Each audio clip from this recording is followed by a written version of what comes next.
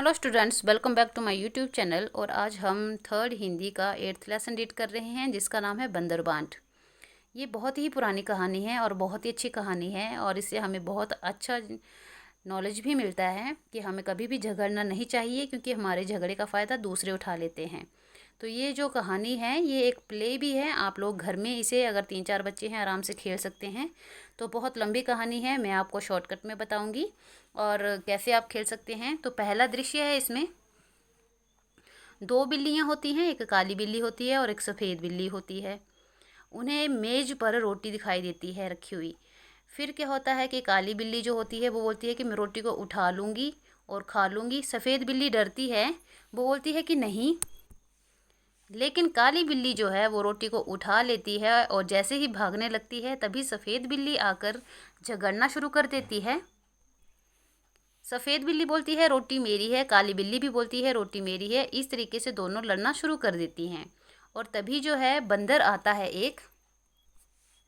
बंदर बहुत चालाक होता है। वो क्या करता है, वो दोनों की रोटी जो है वो ले लेता है और बोलता है कि ऐसा करते हैं, मैं इसे तुम लोगों को बराबर बांट दूंगा। वो 2 टुकड़े करता है और उन दोनों टुकड़ों में से जो एक बड़ा टुकड़ा होता है उसकी थोड़ी सी रोटी खा लेता है। ऐसे करते हुए वो दोनों टुकड़ों में से थोड़ी थोड़ी करके रोटी खाता रहता है, और लास्ट में उसके पास थोड़ी सी ही रोटी बच जाती है। फिर बिल्लियाँ बोलती हैं कि हमें रोटी जो है नहीं बांटनी है, तुम दे दो, हम इन्हें बराबर बांट कर खा लेंगे। तो बंदर बोलता है नहीं, रोटी तो मैं तुम दोनों को बांट कर ही दूंगा। और रोटी को बांटते बांटते बंदर इतना उनको बांट देता है कि पूरी रोटी बंदर खुद ही खा जाता है, और दोनों बिल्लियाँ जो हैं वो हाथ मलती ही रह जाती हैं। तो इसका फ़ायदा बंदर को होता है कि दोनों बिल्लियों की लड़ाई में रोटी खाने को बंदर को मिल जाती है। तो स्टूडेंट, ये बहुत अच्छी स्टोरी है, आप लोग इसको घर में ज़रूर प्ले करना। और अभी इसका जो है बुक वर्क करेंगे हम। पहले इसके प्रश्न देखते हैं कि दोनों बिल्लियों के बीच झगड़े की जड़ क्या थी, उनके झगड़े का हल कैसे निकाला गया। तो उत्तर लिखेंगे, दोनों बिल्लियों के झगड़े की जड़ रोटी का टुकड़ा था। दोनों उस पर अपना हक जता रही थीं। एक बंदर ने तराजू निकाला और सामान बंटवारा करते हुए सारी रोटी स्वयं खा ली। दूसरा प्रश्न है, तुम किस किस के साथ अक्सर झगड़ते हो। झगड़ते समय तुम क्या क्या करते हो। जब तुम किसी से झगड़ते हो तो तुम्हारा फैसला कौन करता है। तो इसका उत्तर लिखेंगे हम अपने भाई बहनों के साथ लड़ते हैं। झगड़ते समय एक दूसरे की चीज़ें ले लेते हैं, उन्हें मारते हैं, धक्का देते हैं या उनकी शिकायत करते हैं। हमारे झगड़े का फैसला मम्मी या पापा करते हैं। फिर अगला प्रश्न है, तुम्हें क्या लगता है अगर बंदर बीच में नहीं आता तो तुम्हारी राय में रोटी किस बिल्ली को मिलनी चाहिए थी। तो उत्तर लिखेंगे, अगर बंदर बीच में न आता तो रोटी काली बिल्ली को ही मिलनी चाहिए थी, क्योंकि उसने हिम्मत दिखाकर रोटी उठा ली थी। दूसरा प्रश्न है, बंदर ने बिल्लियों से यह सवाल क्यों पूछा होगा कि उन्होंने रोटी एक आंख से देखी थी या दोनों आंखों से, एक टांग से झपटी थी या दोनों टांगों से। उत्तर लिखेंगे, बंदर दोनों बिल्लियों को भरोसा दिला सके कि वह उनके साथ पूरा पूरा न्याय करेगा। बंदरबांट का पहला प्रश्न है, कहानी का शीर्षक बंदरबांट क्यों है। तो उत्तर लिखेंगे, क्योंकि बंदर दोनों बिल्लियों में रोटी बराबर बांटने वाले की भूमिका निभाता है। दूसरा प्रश्न है, तुम नाटक को क्या नाम देना चाहोगी। तो 2 की लड़ाई में तीसरे का फायदा, ये बहुत अच्छा नाम रहेगा। जो शीर्षक तुमने दिया उसे सोचने का कारण बताओ।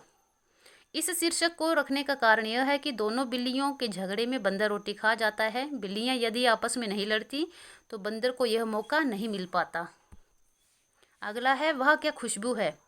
तुम्हें किन किन चीज़ों के पकने की महक अच्छी लगती है। तो उत्तर लिखेंगे, हमें हलवा पूड़ी, सब्जी, चावल, मैगी आदि की महक अच्छी लगती है। तो अभी ये बुक वर्क है, पेज नंबर 69। तुम्हें इन लोगों से मिलने पर क्या कहना चाहिए, क्या क्या कहती हो। तुम्हारी सहेली या दोस्त हेलो हाय आदि, तुम्हारे शिक्षक नमस्ते या गुड मॉर्निंग सर, तुम्हारी दादी नानी नमस्ते या चरण स्पर्श, तुम्हारे बड़े भाई बहन नमस्ते या गुड मॉर्निंग। अब पता लगाओ तुम्हारे साथी कक्षा में कितने अलग अलग तरीक़ों से नमस्ते कहते हैं। तो गुड मॉर्निंग, हाय, हेलो, हाय, बड़ी, नमस्ते इत्यादि कहते हैं। फिर अगला प्रश्न है कि तोलते वक्त पलड़े में तोली जाने वाली चीज़ रखी जाती है और दूसरे तोले में बाट। बाट किस धातु या चीज़ का बना होता है। तो लोहे या पीतल का बना होता है। बाट तोली जाने वाली चीज़ का वजन बताता है। वजन किलोग्राम या ग्राम में बताया जाता है। पता करो बाजार में कितने किलोग्राम का बाट यह मिलता है। फल वाले, सब्जी वाले या परचून की दुकान में पता कर सकते हो। तो ये होता है बच्चे 1 किलो, 2 किलो, 5 किलो, 500 ग्राम, 250 ग्राम, 100 ग्राम, 50 ग्राम, 20 ग्राम या 10 ग्राम इत्यादि। अब अगला प्रश्न है, और किन किन चीज़ों की महक आती है जो खाने से जुड़ी नहीं हैं, जैसे साबुन की सुगंध, जूते की पॉलिश की गंध आदि। तो हम लिखेंगे पाउडर की सुगंध, क्रीम की सुगंध, फिनाइल की गंध, मिट्टी के तेल की गंध, गैस या पेट्रोल की गंध। फिर अगला करेंगे हम, उसी खोज में मैं भी निकली, मैं भी उसी खोज में निकली। रखी मेज पर है और वो रोटी मेज पर रखी है।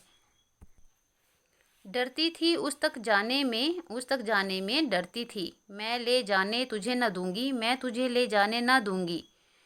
जो पहले देखे हक उसका है रोटी पर, जो पहले देखे उसका रोटी पर हक है। अब एक और बंटवारा। अगले दिन दोनों बिल्लियों को एक तरबूज मिला। दोनों सोचने लगी इस तरबूज को कैसे बांटा जाए, कि तभी फिर से बंदर आ गया। आगे क्या हुआ होगा? तो हम लिखेंगे बंदर ने बिल्लियों से कहा, लाओ तरबूज का बंटवारा कर दूं। अब की बार बिल्लियां बंदर के झांसे में नहीं आई। वे तुरंत बोली, तुम्हारा न्याय हम देख चुके हैं, तुम जा सकते हो, हम अपने आप ही बांट कर खा लेंगी। यह कहकर वो बिल्लियां चली गईं। बंदर अपना मुंह लेकर रह गया।